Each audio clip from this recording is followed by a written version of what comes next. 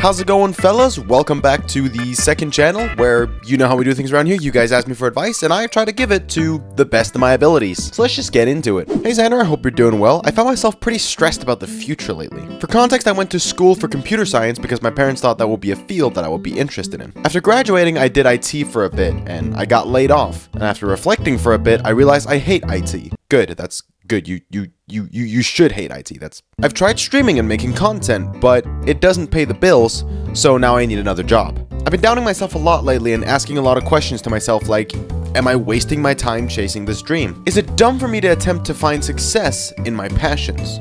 What if it never works out? Thanks for reading and have a good rest of your day. Weirdly relatable, because even though now you see me like climbing up the ladder as far as streaming, or I've gained a lot of subs, views, attention in just the last few months, and it's only going up from here, it still doesn't pay the bills, and this has not always been the case. I've been streaming and doing videos for the better part of like a decade, right? And up until this point, I have made $0 from it. I did pick up editing as a part-time job for a period of like 6 months. I met this girl through streaming. She was also a streamer herself, and I don't want to dox her or anything. Let's just call her Tina. Let's go with Tina. And I met Tina through streaming and being involved with like the streaming community, and we just, happened to like have some mutual friends and streamers that we like to watch, and so we started following each other, and we became very good friends and started talking. And she was very fond of like my editing style, and so she asked if I could edit for her.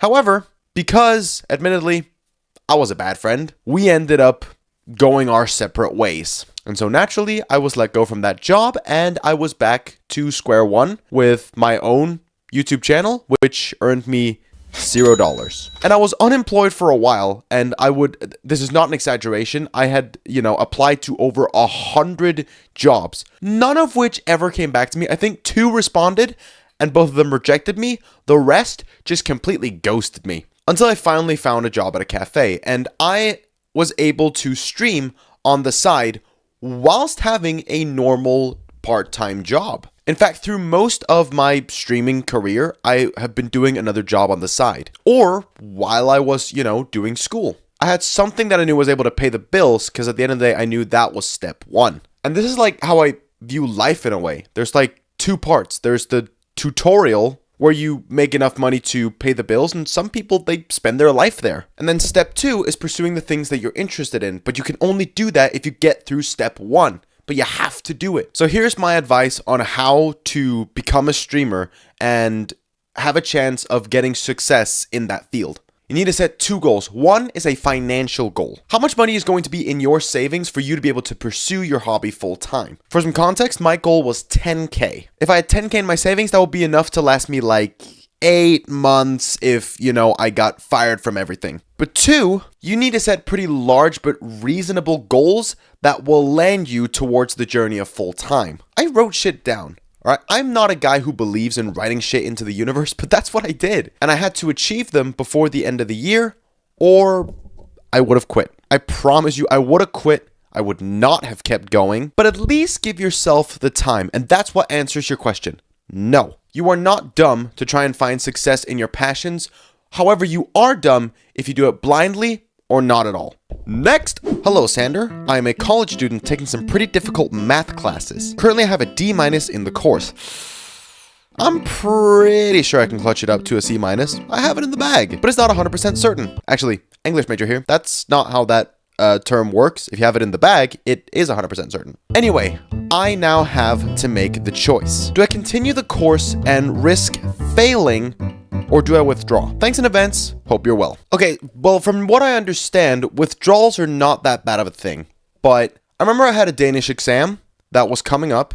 And it was like a speaking exam. You had to study for it and like write shit down, and then you had to like perform it in front of like the teacher. And I procrastinated on it like crazy. I did not want to do it. Then the final day came around and I still hadn't done the work. So the night before I'm supposed to go up, I grind my ass off for hours and hours and hours on end. And then the next day I show up and I'm confident in the work that I have done, and I end up passing and even getting a 10, which in the Danish grading system, 12 is the highest and then 10.